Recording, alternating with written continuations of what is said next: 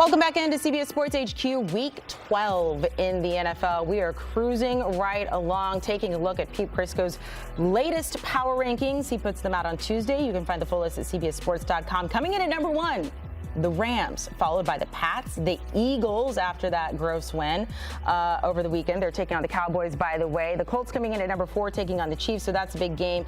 And then the Broncos coming in at number 5. The Bucs all the way down at number 9. We're going to talk to Logan Ryan about that. First, let's talk about the Rams coming in. Matt Stafford, 24 straight games now with a touchdown 24 straight touchdown passes without an interception. That is the second longest streak of all time. Apparently, at the age of 37 years old, he is turning back the clock. They had a huge game going up against the Seahawks this weekend. That formidable defense, they are beat up. So how much will they have left in the tank after that game? Meanwhile, the Bucs going up against Buffalo.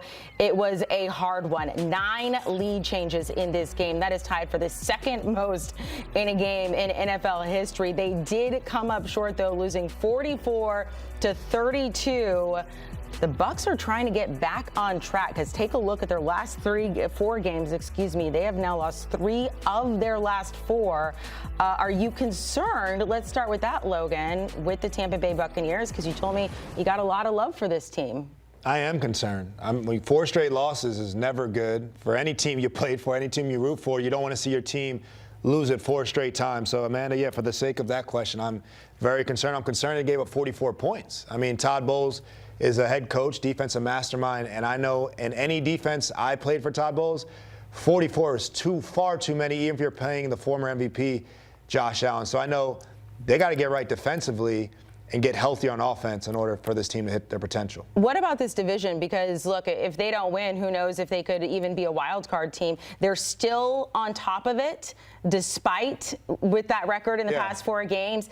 But of all things, the Panthers are right behind them. They're not far. Look, they're blessed to be in this division right now. I'll tell you that. You guys couldn't see it, but he did point to the sky.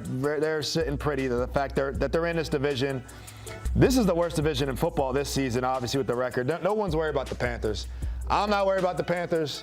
The Bucs ain't worried about the Panthers. The Bucs got to worry about the Bucs because they have more expectation to win a division. They do that every single year. They've won a division since I last played for them in 2022. So this is all they do is win a division. They're not worried about that. They're trying to do more than win a division. I don't think they're worried about the Panthers.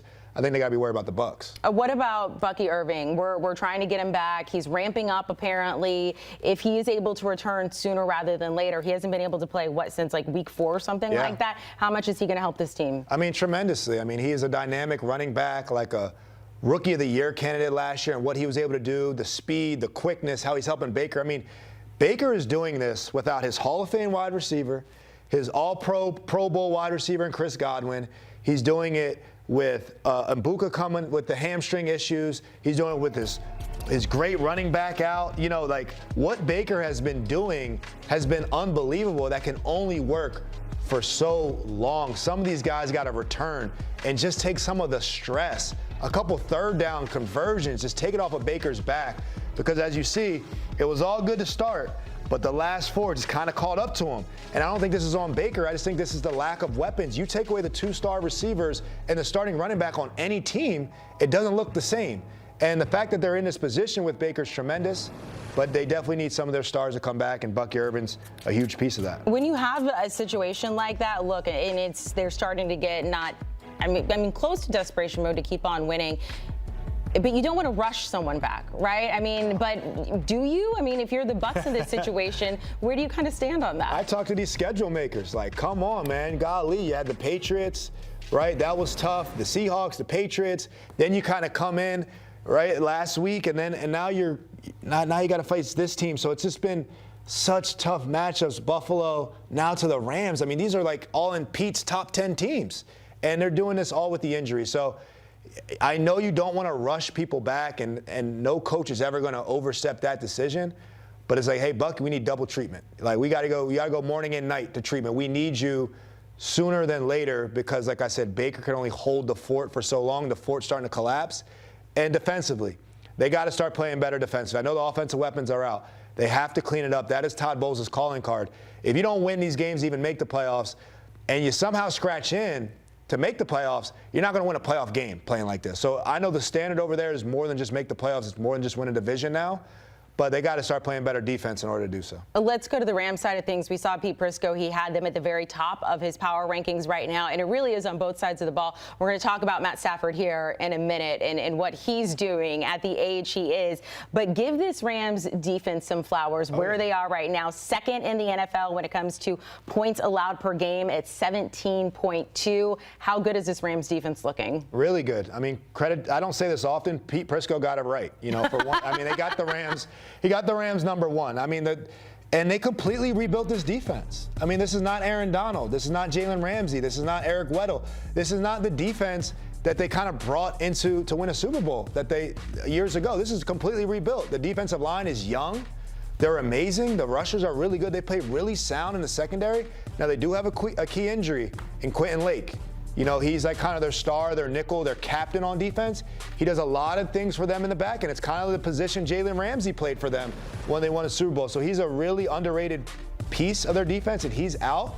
I want to see how that affects things, but you've got to really give credit to this coaching staff and this front office for completely rebuilding a defense to a top 5 defense so few years later. All right, let's talk about Matt Stafford now, 37.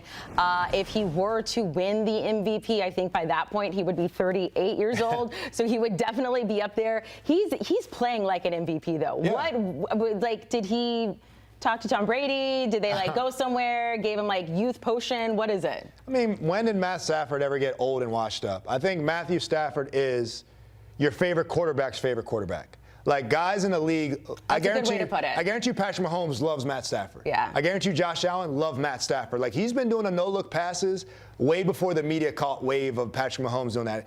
I played against Matthew Stafford in Detroit. He was a dog. I played against the Rams. Still a dog. Nothing's new with Matthew Stafford. I think he's still at his clip. What they have found, what this Rams offense has found, and why Matthew Stafford is an MVP candidate is because their red zone offense is unstoppable. The play that they keep giving Devontae Adams 10 touchdown passes, just a slant or a fade, that option down there is more efficient than the tush push. That's padding his stats a lot, but their system with Puka Nacua and Devontae Adams, the running game, the tight ends, and Matthew Stafford healthy, it's really tough to stop. I have Matthew Stafford in my MVP race, top 2, and I have the Rams as a top team. Number 1, come on, Drake May, baby. Okay. Drake May. I didn't know if you were being a homer. Drake, maybe you were going to go for somebody like a Jonathan Taylor and a non-quarterback finally. Listen. No, Matthew Stafford has Puka Nacua and all these weapons. Drake May's doing this with Mac Hollins and Diggs. No knock on them. I'm just saying he's doing that with far less around him. His efficiency as a young player, it's Drake May. The Patriots are back. Mac Hollins teaches us about life, though, right? He does, yeah. Let's get a pick in this. I know I was looking at one of his videos earlier, not using paper towels and use a Swedish washcloth or something like that. Shout out Mac Hollins. Okay, so the Rams favored by 6.5 in this one, hosting the Bucs. What is your pick in the game? It pains me to say it. I think the Rams are the best team in football. I got to go with the Rams at home. I mean, the Bucs.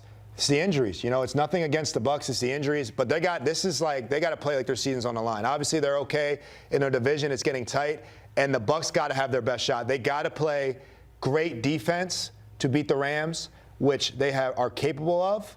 I don't care what the offense does. They have to play great defense first, and that Rams red zone offense, watch it. It's almost unstoppable on how they operate in the low red, and because they get touchdowns and not field goals, I'm picking the Rams in this one. What is the fan situation going to look like?